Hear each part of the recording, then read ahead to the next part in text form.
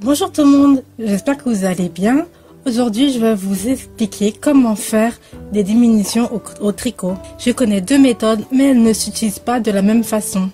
La première méthode consiste à rabattre les mailles. Il faut l'utiliser soit en début de rang, soit une fois en milieu de rang. Mais pas plus parce que sinon cela va créer des trous dans votre ouvrage. Alors j'ai déjà commencé par faire un petit échantillon de point jersey et on va commencer. Alors par exemple en début de rang, par exemple, on peut utiliser la méthode pour abattre les mailles. Voilà, par exemple en début de rang, là je suis sur du jersey, comme ça c'est mieux visible en fait. Alors je vais tricoter la première maille, ensuite je vais tricoter la seconde maille et je vais passer le premier fil de l'aiguille sur l'autre.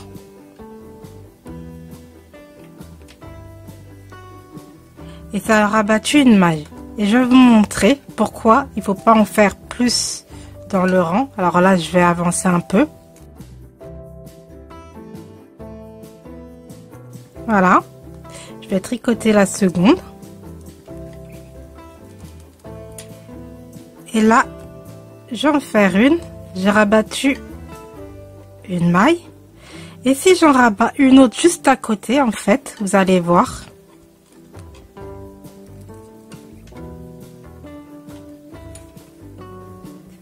Il y aura carrément plus de mailles. En fait, ça va fermer l'ouvrage, en fait. Ça va commencer à fermer l'ouvrage. En fait, c'est cette méthode-là qu'on utilise pour rabattre toutes les mailles dans un projet. Par exemple, quand on veut fermer le projet, on utilise cette méthode-là. Maintenant, je vais vous montrer la deuxième méthode. Alors, je vais avancer un peu. La seconde méthode consiste à tricoter deux mailles ensemble. Alors, là, vous voyez, j'ai deux fils. Je les prends par deux et je la tricote. Et du coup, il me reste qu'un seul fil sur l'aiguille. Et comme vous voyez là, ici, les deux fils, ils se sont resserrés en fait. Mais il me reste toujours des fils sur l'aiguille. C'est la méthode qu'on utilise pour, par exemple, fermer un bonnet.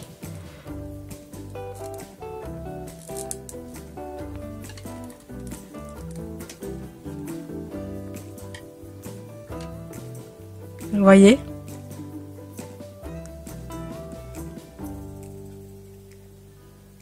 Alors celle-ci, on peut l'utiliser en plein milieu d'un projet, plusieurs fois de suite pour abattre, pour terminer un projet ou pour diminuer des mailles dans un rang.